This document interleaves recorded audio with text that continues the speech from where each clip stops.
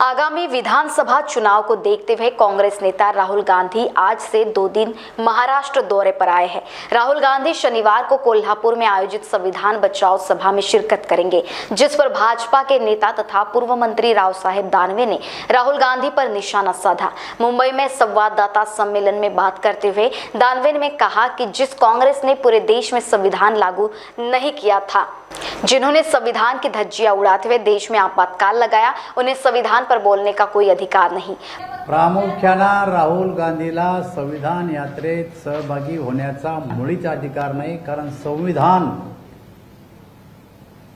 हा जो विषय आहे, या संविधानाला जर पायदळी कोण तुडवलं असेल तर काँग्रेस पक्षानं तुडवलं। या देशामध्ये, लोकशाही देशामध्ये आणीबाणी लावली, प्रमुख नेत्याला जेलमध्ये टाकलं, वर्तमानपत्रावर बंधनं आणलेत, राजनाथ सिंग सारख्या नेत्याच्या आईच्या अंत्यविधीला त्यांना पेरोल दिला नाही।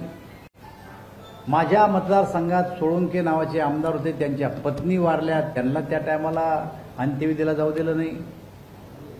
अशा प्रकारची आणीबाणी ज्यांना आणली आणि लोकशाहीचे मूल्य सगळे पायाखाली तुडवले, असे लोक संविधान आज शिकवतात। मला असं वाटतं त्यांना तो अधिकार नाही।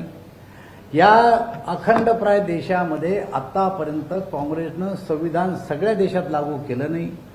2022ला जेव्हा कलम 370 काश्मीरमधला हटवलं, त्यानंतर